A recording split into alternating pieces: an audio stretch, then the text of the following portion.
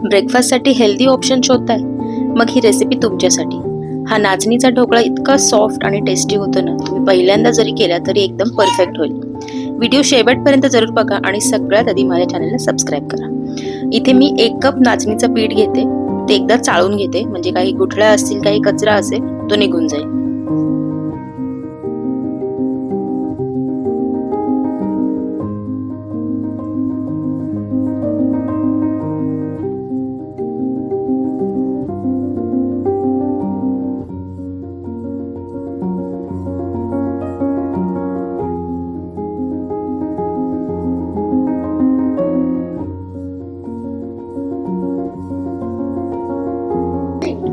पीठ आता चाळून झालेलं आहे. आता यामध्ये 1 टेबलस्पून बारीक रवा घालायचा आहे. तुम्हाला जर हवा असेल तर आणखी 1 चमचा रवा वाढवला तरी चालेल. आणि अर्धा कप दही घालायचं आहे.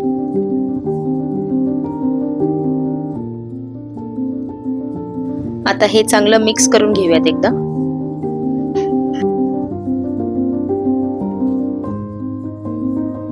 तुम्ही जर वेट लॉस करत असाल किंवा लहान मुलांना काहीतरी हेल्दी करून द्यायचं आहे तर ही रेसिपी एकदम बेस्ट आहे. तुम्ही जरूर ट्राय करा. यामध्ये आता थोडं थोडं करून पाणी घालायचं आहे. एकदम सगळं पाणी घालायचं नाहीये. सगळ्यात आधी पाव कप मी पाणी घेतलंय, त्यातलं अर्ध पाणी घातलंय. ते सगळं मिक्स करून झालं की मग उरलेलं पाणी घालायचंय.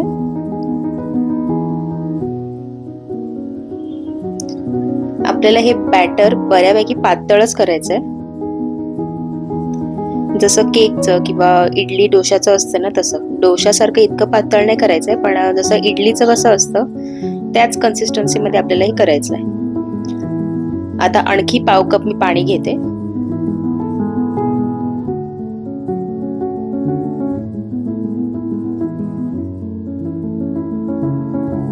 आणि थोडं थोडं करून हे पाणी ऍड करायचंय.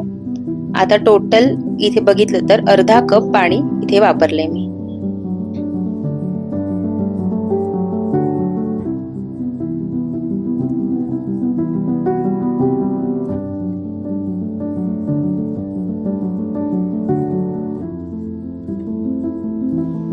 थोडं थोडं पाणी ऍड करत चांगलं फेटून घ्यायचंय, चांगलं मिक्स करून घ्यायचंय. अजिबात यामध्ये गुठळ्या राहता कामा नाहीत.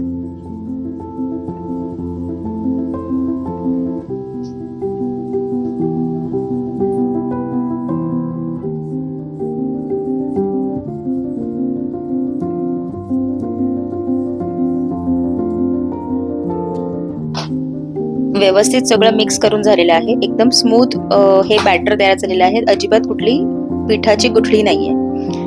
आता यामध्ये घालायचे चवीप्रमाणे मीठ. जर तुम्हाला तिखटासाठी हिरवी मिरची वापरायची असेल तर आधीच ती चेचून किंवा मिक्सरला फिरवून घ्या. आपल्याला जसं तिखट हवं असेल त्या पद्धतीने आपण इथे लाल तिखट घालू शकतो. मी अगदी जरासं पाव चमचा लाल तिखट घातलंय. आता पुन्हा हे सगळं चांगलं मिक्स करून घेऊया.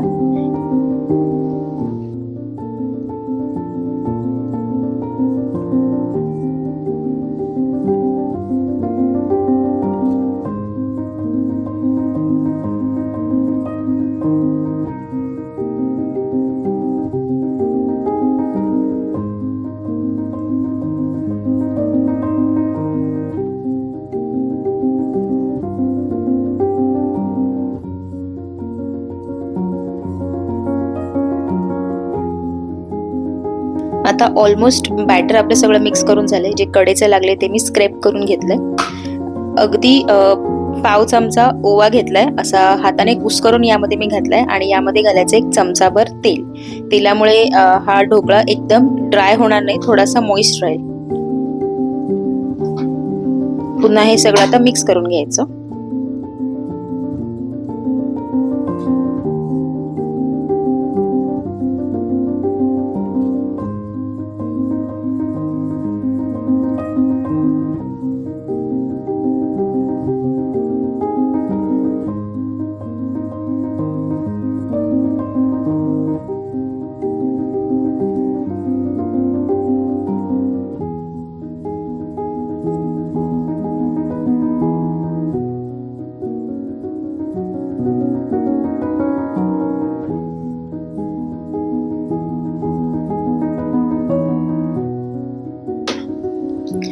सगळं छान मिक्स करून झालंय. कन्सिस्टन्सी बघा, अगदी अशीच पाहिजे आपल्याला कन्सिस्टन्सी, अगदी घट्टही नाही आणि एकदम पातळही नाही.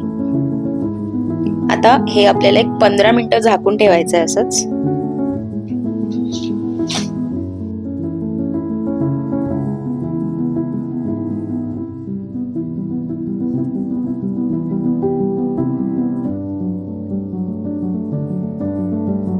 आपलं बॅटर मुरतंय तोवर आपण बाकीची तयारी करून घेऊया. ज्या भांड्यामध्ये किंवा ज्या प्लेटमध्ये आपण ढोकळा करणार आहोत त्याला तेल लावून घ्यायचं.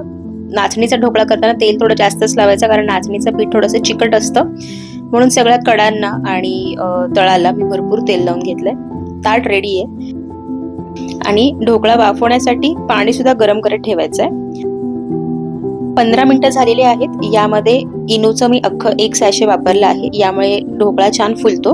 आणि हे ऍक्टिव्हेट करण्यासाठी फक्त 2 चमचे पाणी यामध्ये घालायचंय. पाणी घातल्यानंतर हे पटापट सगळं मिक्स करून घ्यायचंय.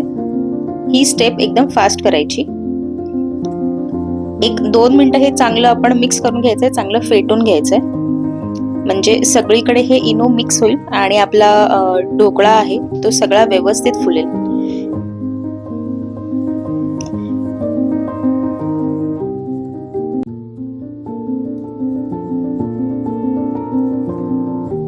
आता हे बॅटर आपण ताटामध्ये ओतून घेऊया लगेच, आणि ओतल्या लगेच स्टीम करत ठेवायचंय. पाणी ऑलरेडी माझं उकळायला चालू झालेलं आहे. सगळं पुसून घ्यायचं आणि हे बॅटर ओतल्यावरती एकदा ताट हे टॅप करून घ्यायचं. काही एअर बबल्स असतील तर ते निघून जातील.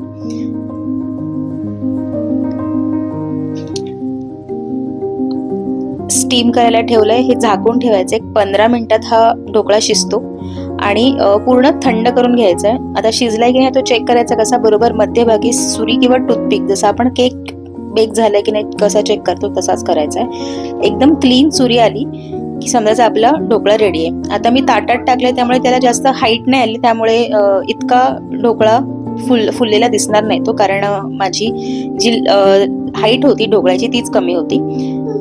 आता हा कट करून घेऊयात आणि कट करून झाल्यावरती आपण याला फोडणी देणार आहोत.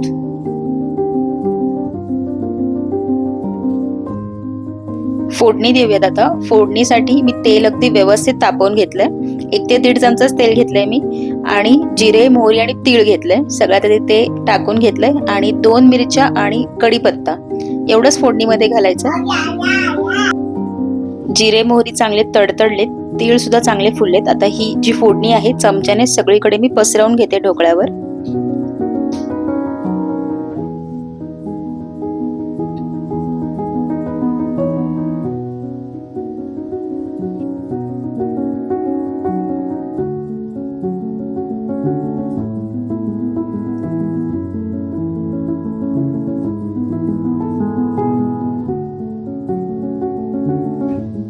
आता आपण ढोकळा काढून घेऊयात. बघू शकता किती इझिली ह्या ढोकळ्याच्या वड्या निघतात, अजिबात तुटत नाहीये आणि बऱ्यापैकी जितका फुलायला पाहिजे होता तितका व्यवस्थित फुललाय आणि सॉफ्ट झाला एकदम ढोकळा हा. तर अशा प्रकारे एकदम सोप्या पद्धतीने आणि एकदम हेल्दी नाचणीचा ढोकळा तयार आहे. तुम्ही सुद्धा ही रेसिपी जरूर करून बघा आणि कशी होते ही कमेंट बॉक्समध्ये मला नक्की कळवा. रेसिपी आवडली असेल तर मील्स बाय सुकेशिनी या चॅनलला सबस्क्राईब करा, व्हिडिओजना लाईक करा आणि जास्तीत जास्त शेअर करा. पुन्हा भेटूया अशाच एका रेसिपी सोबत. Thank you so much for watching.